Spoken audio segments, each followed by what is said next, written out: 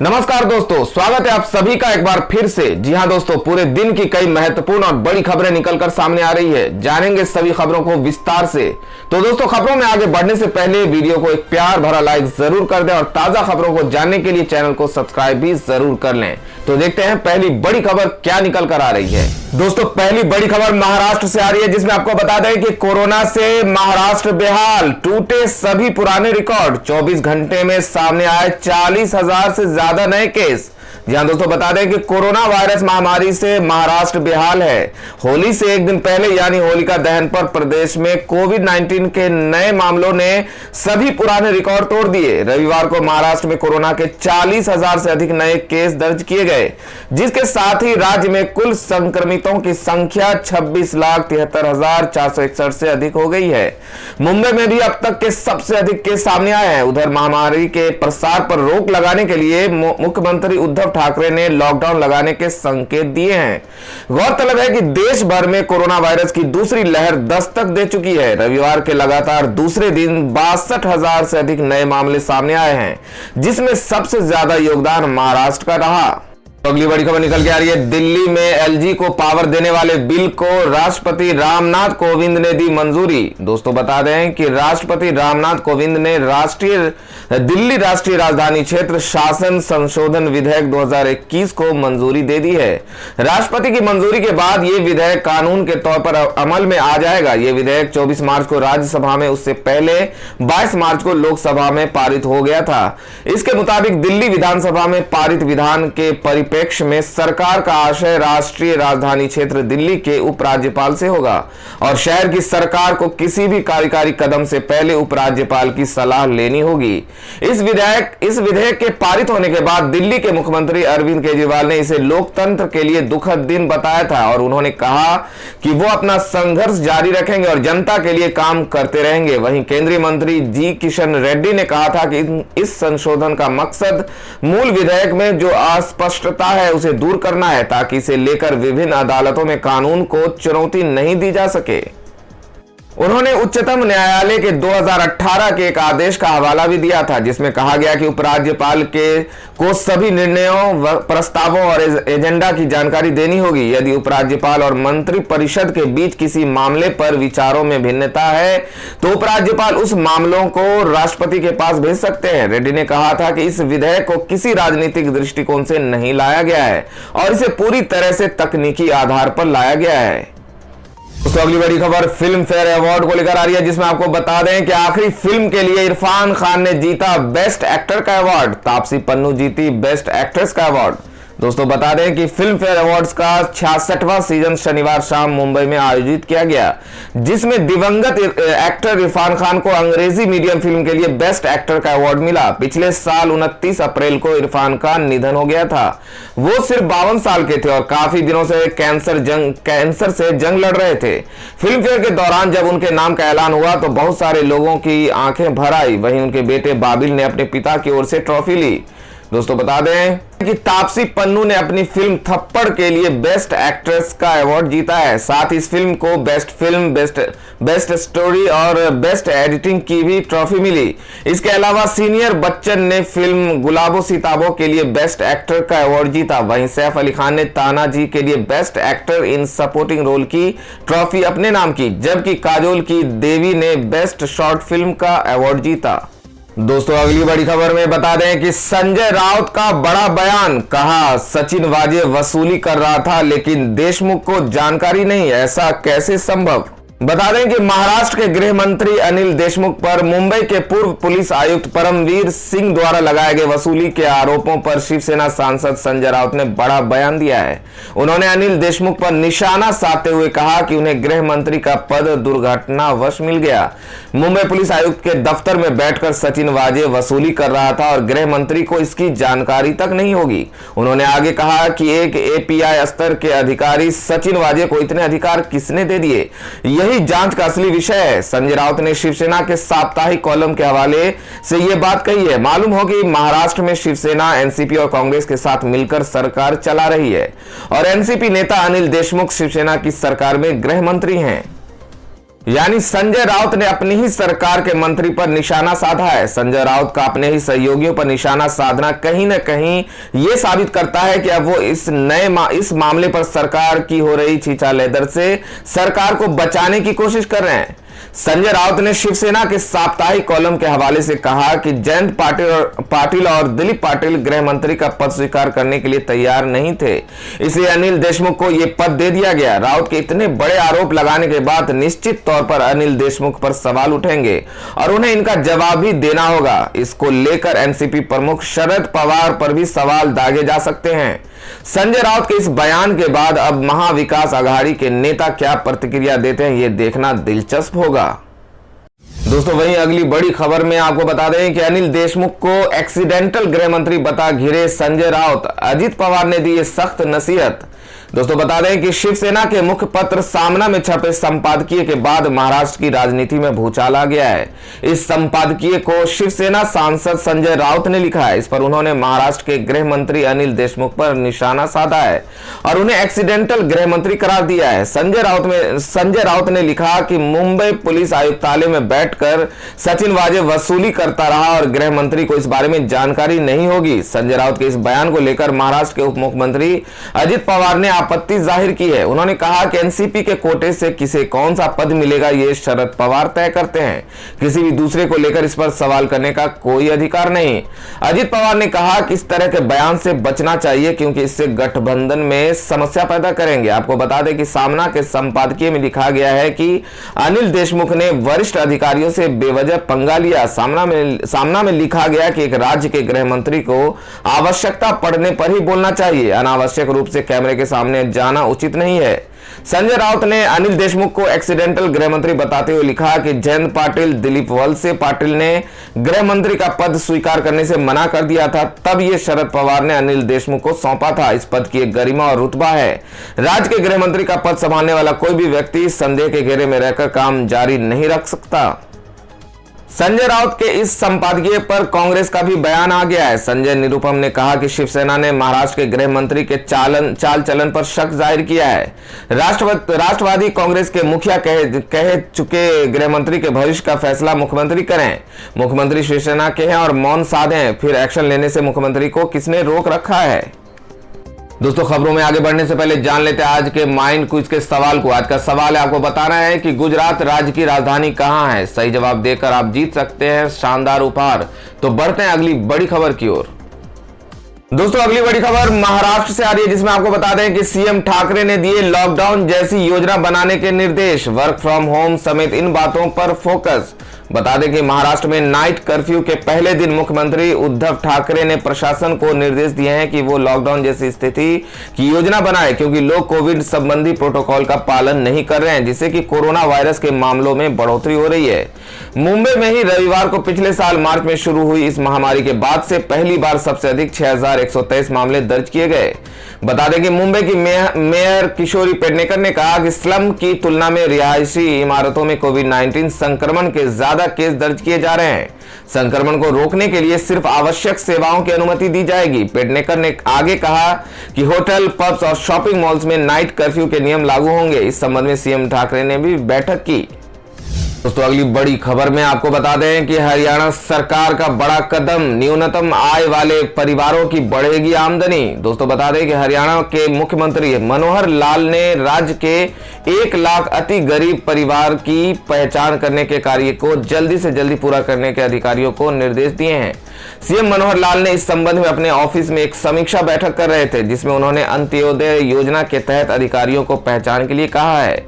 समीक्षा बैठक के दौरान मुख्यमंत्री मनोहर लाल ने कहा कि सरकार को प्रदेश के सर्वे के बाद अति गरीब 1 लाख परिवारों की आय सालाना 1 लाख रुपए से ऊपर पहुंचानी है। ऐसे में न्यूनतम आय वाले प्रदेश के 3,52,000 परिवारों की पहचान पूरी हो गई है। अब इनमें से 1 लाख परिवार को चुना जाएगा।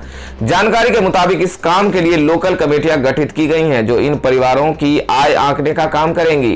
ये कमेटियां अतिरिक्त उपायुक्तों की देखरेख में काम कर रही है। बैठक के दौरान सीएम मनोहर लाल ने कहा कहा कि अधिकारियों को समाज के प्रति संवेदनशील होना चाहिए। लोगों के उत्थान के लिए काम करना अधिकारियों की जिम्मेदारी है।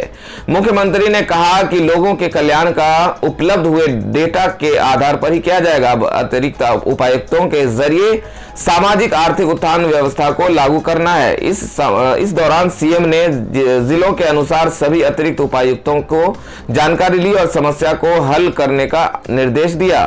तो अगली बड़ी खबर बंगाल इलेक्शन के हवाले से आ रही है, जिसमें आपको बता दें कि अमित शाह ने कहा कि बंगाल में पहली बार शांतिपूर्वक हुआ चुनाव, 200 सीटों के साथ सरकार बनाएगी बीजेपी। दोस्तों बता दें कि तमिलनाडु, केरल, पुडुचेरी, असम और पश्चिम बंगाल में चुनावी प्रक्रिया जारी है। शनिवार को बंगाल और असम में पहले चरण के लिए वोटिंग हुई। इसके बाद रविवार को बीजेपी के वरिष्ठ नेता और केंद्रीय गृह मंत्री अमित शाह ने दिल्ली में मीडिया को संबोधित किया। शाह के मुताबिक 2 राज्यों में पहले चरण का चुनाव शांतिपूर्वक संपन्न हुआ, जहां किसी भी शख्स की मौत चुनावी हिंसा के दौरान नहीं हुई। अमित शाह ने कहा कि पहले चरण के चुनाव में बंगाल और असम की जनता ने बढ़ चढ़कर हिस्सा लिया और उनमें काफी उत्साह था। इसके लिए मैं उन्हें धन्यवाद देना चाहता हूं। वोटिंग के बाद उन्होंने कार्यकर्ताओं और पदाधिकारियों से बात की थी, जिससे पता चला कि पहले चरण की 30 में से 26 सीटों पर बीजेपी जीत रही। वहीं असम में पहले चरण में 47 सीटों पर वोटिंग हुई, जिसमें 37 से ज्यादा सीटें बीजेपी के खाते में आएंगी। उन्होंने आगे कहा कि शनिवार को कई वर्षों के बाद पश्चिम बंगाल में हिंसा की घटना के बिना मतदान प्रक्रिया आयोजित की गई। मैं पश्चिम बंगाल की महिलाओं को बीजेपी के पक्ष में वोट करने के लिए धन्यवाद देना चाहता हूं। बीजेपी पश्चिम बंगाल में 200 से अधिक सीटों के साथ सरकार बनाएगी। वहीं कुछ मीडिया रिपोर्ट्स में दावा किया जा रहा था कि शाह ने एनसीपी चीफ शरद पवार से अहमदाबाद में मुलाकात की है, जिस पर उन्होंने कहा कि बहुत सी चीजें ऐसी होती है जो सार्वजनिक नहीं की जा सकती। तो अगली बड़ी खबर किसान आंदोलन के हवाले से आ रही है, जिसमें आपको बता दें कि राकेश टिकैत की धमकी, सरकार ने किसानों की मांगे नहीं मानी तो काट देंगे 16 राज्यों की बिजली। दोस्तों बता दें कि भारतीय किसान यूनियन के नेता राकेश टिकैत ने केंद्र की नरेंद्र मोदी सरकार को धमकी देते हुए कहा कि अगर सरकार किसानों की मांगों को नहीं मानती है तो 16 राज्यों को की बिजली काट देंगे। राकेश टिकैत ने यह बयान शनिवार को राजस्थान के दौसा में एक महापंचायत के लिए जाते समय भरतपुर में मीडिया से बातचीत के दौरान कही। राकेश टिकैत ने कहा कि केंद्र में कोई सरकार नहीं है, व्यापारी देश पर शासन कर रहे हैं। उन्होंने सभी सरकारी संस्थानों को बेच दिया है और देश के लोगों को उन्हें सत्ता से बाहर निकालने की जरूरत है। राकेश टिकैत ने कहा कि संसद या विधानसभा में पूर्ण बहुमत मिलने पर कोई भी दल तानाशाह बन जाता है। केंद्र सरकार किसानों की जमीन बेचने की योजना बना रही है, जबकि जनता बेरोजगारी और भुखमरी का सामना कर रही है। राकेश टिकैत ने कहा कि मुझे लगता है कि किसान आंदोलन 5 या 6 महीने तक जारी रहेगा। ये लोकतंत्र के लिए दुर्भाग्यपूर्ण है कि कोई विरोध नहीं है। अगर विपक्ष जिंदा होता तो सड़क पर किसानों की हलचल आदर्श रूप से संसद में लड़ी जाती। किसान नेता ने कहा कि हालांकि हम किसान 3 कृषि कानूनों के खिलाफ सरकार का विरोध करते रहेंगे। तो अगली बड़ी खबर निकल के आ रही है, बता दें कि अमित शाह और शरद पवार की मुलाकात से अटकलें हुई तेज। महाराष्ट्र सरकार को लेकर एनसीपी ने कही ये बात। बता दें कि वसूली मामले में घिरी राष्ट्रवादी कांग्रेस पार्टी और महाराष्ट्र सरकार को लेकर तेज जांच और राजनीति के बीच गृह मंत्री अमित शाह और राष्ट्रवादी कांग्रेस पार्टी सुप्रीमो शरद पवार की मुलाकात से अटकलों का बाजार गर्म हो गया है। वैसे अमित शाह और शरद पवार कोई भी इस मुलाकात को लेकर कुछ नहीं बोल रहे हैं, लेकिन शाह ने ऐसी मुलाकात का खंडन भी नहीं किया।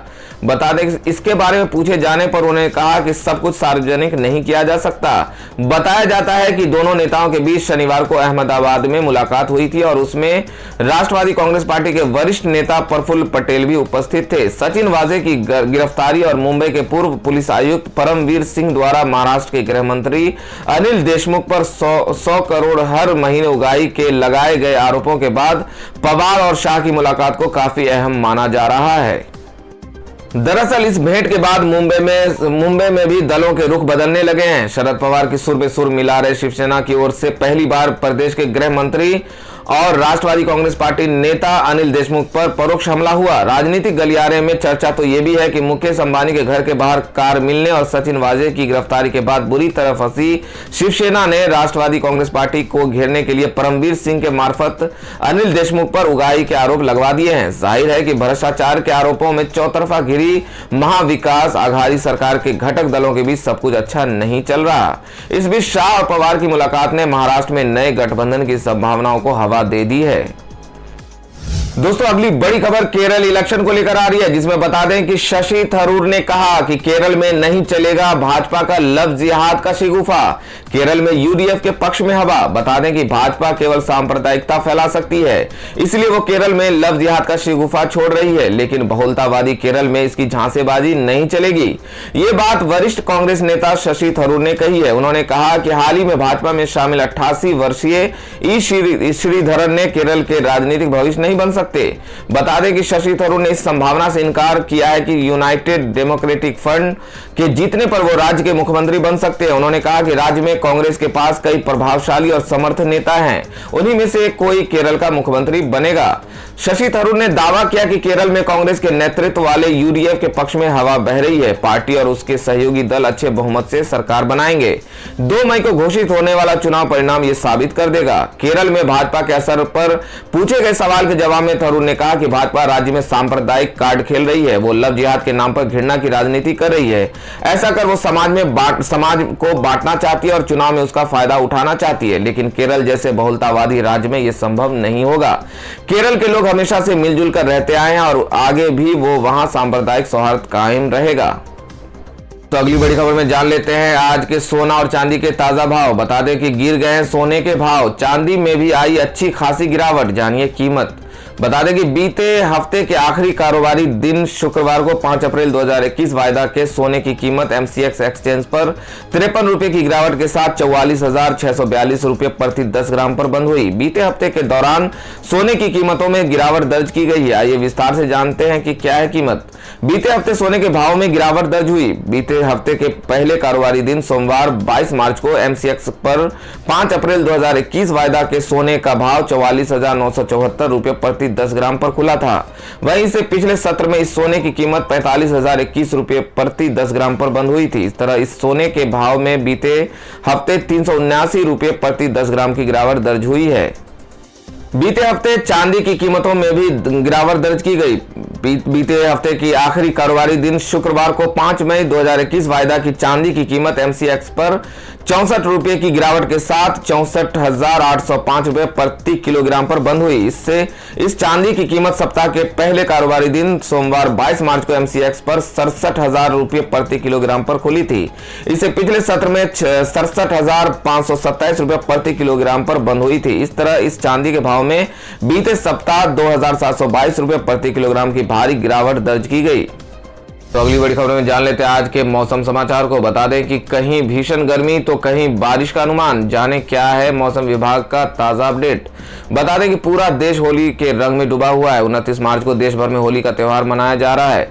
मौसम विभाग की माने तो दिल्ली एनसीआर में इस बार होली का दिन पिछले 10 सालों में सबसे गर्म रहा। राजधानी दिल्ली में होली के दिन यानी 29 मार्च को पारा 38 डिग्री सेल्सियस के आसपास रहने की उम्मीद है। वहीं देश के कई हिस्सों में बारिश का भी अलर्ट जारी किया गया है। मौसम विभाग के अनुसार पश्चिमी विक्षोभ के चलते जम्मू कश्मीर, लद्दाख, हिमाचल प्रदेश और उत्तराखंड में गरज के साथ बारिश होने का अनुमान है। ओडिशा, आंध्र प्रदेश और तमिलनाडु में भी बारिश होने का आसार बने हुए हैं। गिलगित बल्टिस्तान, मुजफ्फराबाद में 28 और 29 मार्च को कुछ जगहों पर ओलावृष्टि होने की भी संभावना है। बता दें कि दिल्ली एनसीआर के मौसम की बात करें तो स्काईमेट वेदर रिपोर्ट के अनुसार सोमवार का दिन सबसे गर्म दिन रहेगा। 2011 के बाद से होली के त्यौहार के दिन सबसे उच्चतम तापमान देखा जाएगा। 29 मार्च 2011 को होली के दिन दिल्ली का तापमान 35 डिग्री सेल्सियस दर्ज किया गया था। वहीं इस बार यह तापमान 38 डिग्री सेल्सियस तक हो सकता है। इसके साथ ही दिल्ली में न्यूनतम तापमान 19 डिग्री सेल्सियस के करीब रिकॉर्ड हो सकता है। इस दौरान मौसम साफ और शुष्क रहेगा। तेज धूप के बीच हवाएं भी चलेंगी। तो दोस्तों ये थी अब तक की सभी बड़ी खबरों की अपडेट्स। टुडे ब्रेकिंग न्यूज और लेटेस्ट खबरों को देखने के लिए हमारे चैनल को सब्सक्राइब जरूर कर लें। वीडियो लाइक और शेयर जरूर कर दें अपने दोस्तों और रिलेटिव्स के साथ। तो दोस्तों आपसे फिर मिलेंगे काम की खबरों और सरकारी योजनाओं की एक और नई वीडियो के साथ। तब तक के लिए धन्यवाद दोस्तों।